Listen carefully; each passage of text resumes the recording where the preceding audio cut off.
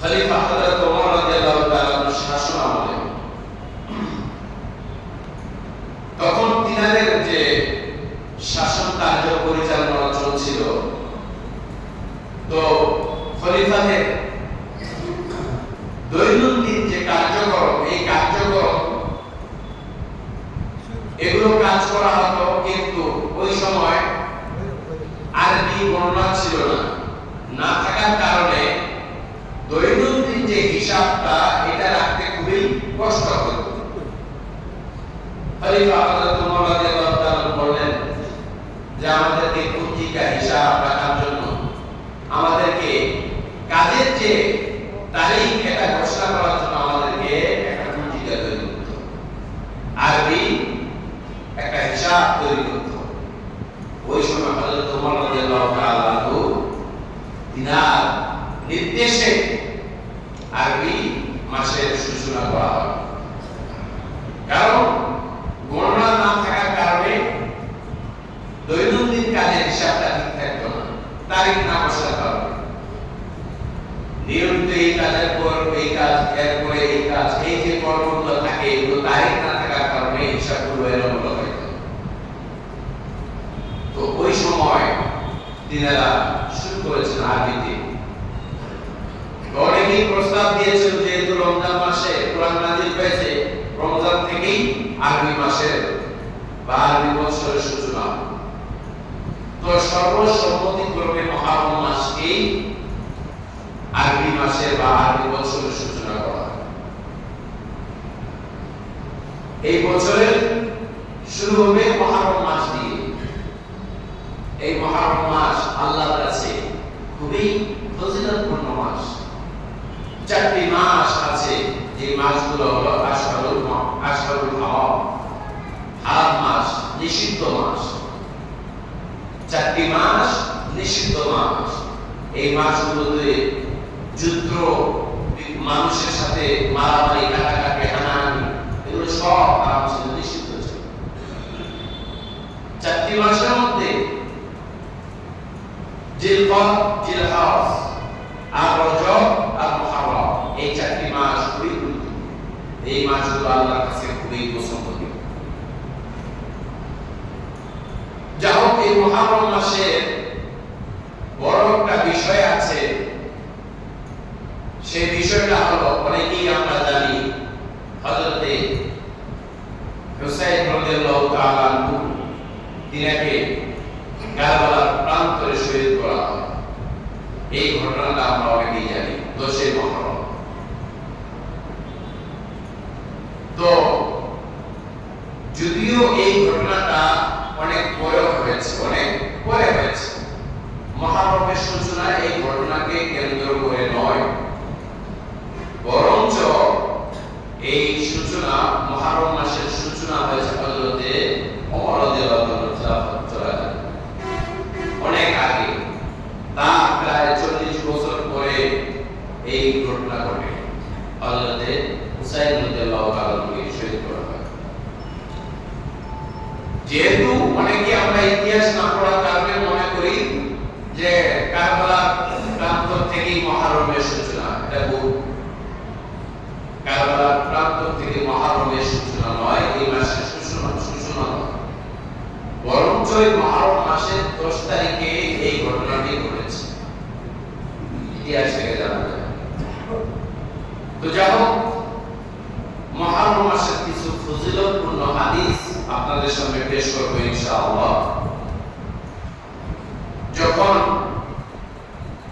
হযরত মুসা আলাইহিস সালাম ছিলেন, তিনি যখন নবুয়ত পেলেন, পাওয়ার পরে হযরত মুসা আলাইহিস সালামের বিরোধী পার্টির নাম কি ছিল জানেন? কি নাম? ফেরাউন, তাই না? তো সারা জীবন আল্লাহর নবী হযরত মুসা আলাইহিস সালামের কি করে গেছে? বিরোধিতা করে গেছে। বিরোধী পার্টি বললাম, এর মন খারাপ করেন না, বিরোধিতা করেছে। যারা বিরোধিতা করে এদেরকে আমরা বিরোধী করি, ব্যাপারটা কিন্তু এরকম। তো সারা যতদিন ফেরাউন বেঁচে ছিল, ফেরাউন কিন্তু নির্দিষ্ট একজনের নাম নয়। অনেকে মনে করে একটা ব্যক্তির নাম ফেরাউন, এটা ভুল।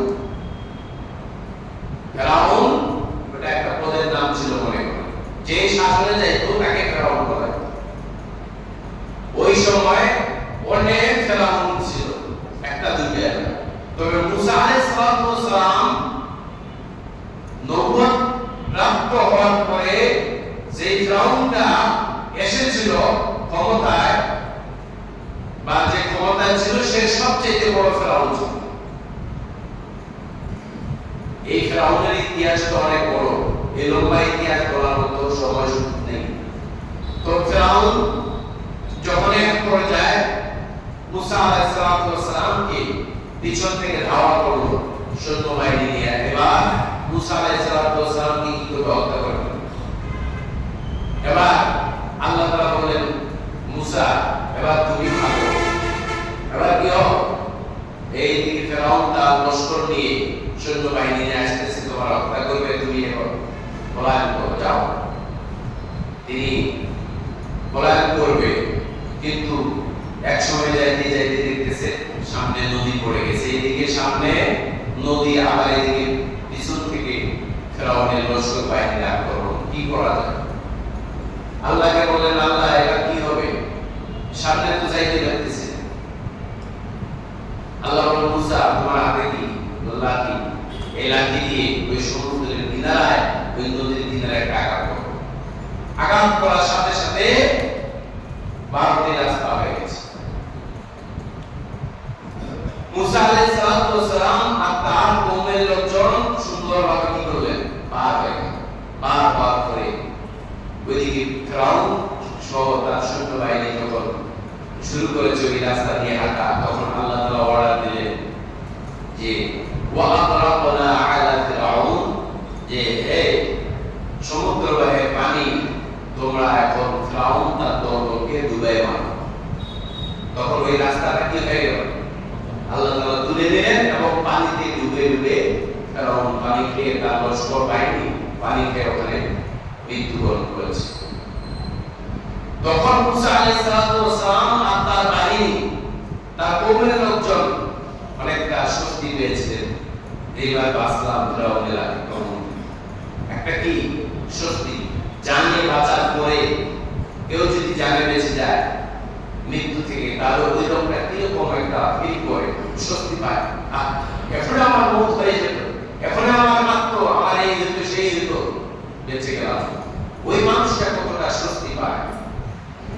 তার কওমের লোকজন সহ যখন অনেকটা স্বস্তি ফিল করছে, তখন আল্লাহ তাআলার নির্দেশে এই আশুরা 10 তারিখে হযরত মুসা আলাইহিস সালাম আর তার কওমের লোকজন শুকরিয়ার জন্য কি করে রোজা রাখে। সুবহানাল্লাহ।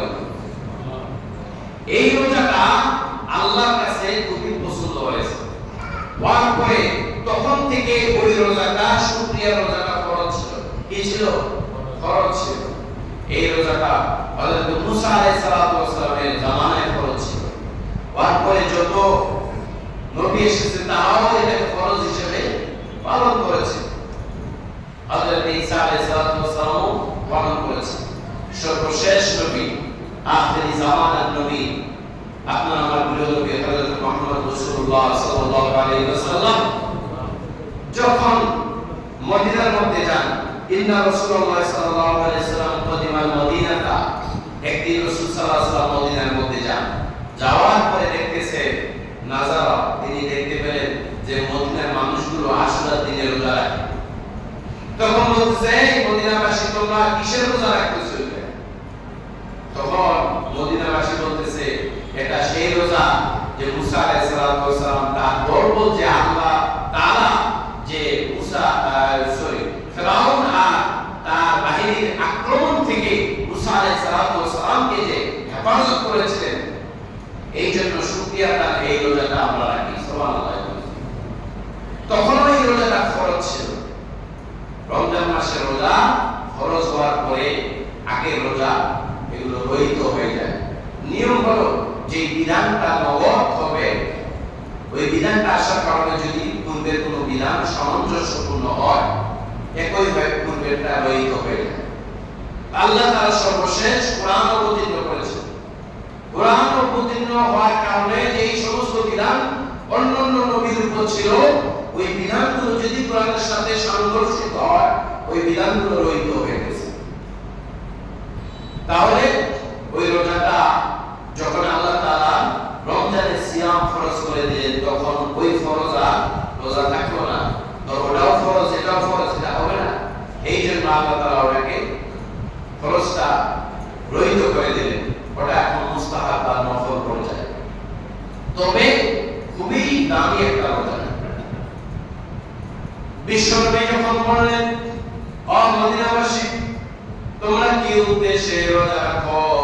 ওই মদিনার মানুষগুলো বলল, ফেরাউনের আক্রমণ থেকে হযরত মুসা আলাইহিস সালাতু ওয়াস সালামকে হেফাজত করেছিলেন। ফেরাউনের লস্কর বাহিনীর হাত থেকে রক্ষা পাওয়ার কারণে এই রোজাটা আমরা রাখি। বিশ্বনবী বললেন, ফানাহনু আহাক্কু ওয়া আওলা বিমুসা মিনকুম। ও মদিনাবাসী, শোনো, এটা শুধু তোমাদের অধিকার তা নয়, মুসা আলাইহিস সালাতু ওয়াস সালামের এই রোজাটা বেশি হকদার অধিকার আমরাও রাখি। ফাসুমু রাসূলুল্লাহ সাল্লাল্লাহু আলাইহি ওয়াসাল্লাম, বিশ্বনবী তখন নিজেও এই রোজাটা রাখলেন এবং আমরাও বিসিয়ামিহি। আর তিনি সাহাবাদেরকে বললেন, সাহাবায়ে-কেরামদেরকে বললেন, তোমরাও এই রোজাটা রাখো। নিজেও রাখলেন এবং এই রোজাটা রাখার জন্য আমারও বিসিয়ামি, আমার মানে আদেশ করলেন বিসিয়ামি, এই রোজাটা রাখার জন্য। অন্যান্য হাদিসের মধ্যে বিশ্বনবী বলেন, সিয়ামু ইয়াউমি আশুরা আই ইউকাফিরু সানাতা আল্লাতী আহতাসিবু আলা আল্লাহি আন ইউকাফিরু সানাতা আল্লাতী ক্বাবলাহু। এই হাদিসটি মুসলিম শরীফের খুবই গুরুত্বপূর্ণ একটি হাদিস। বিশ্বনবী বললেন, এই আশুরার দিনের যে রোজাটা, এটা হলো আল্লাহর কাছে খুবই পছন্দনীয়। এটা যদি কেউ রাখে তাহলে তার পূর্বের এক বছরের যে গুনাহ হয়, এই গুনাহর কাফারা হিসাবে আল্লাহ তাআলা কবুল করে নেয়। সুবহানাল্লাহ। পূর্বের এক বছরের গুনাহ কাফারা হয়ে যায় এই রোজা রাখলে। আশুরা রোজা খুবই গুরুত্বপূর্ণ। অন্য হাদিসের মধ্যে বিশ্বনবী বলেন, আফদালুস সিয়াম বা'দা শাহর রমাদান সিয়ামু শাহরুল্লাহিল মুহাররম। বিশ্বনবী বলেন, সবচেয়ে উত্তম রোজা রমজানের রোজার পরে যার স্নান। রাসূলের হাদিস অনুযায়ী রমজানের রোজার পরে আল্লাহর কাছে পছন্দনীয় যদি রোজা থাকে, তাহলে এই রোজা হলো মুহররম মাসের আশুরা রোজা।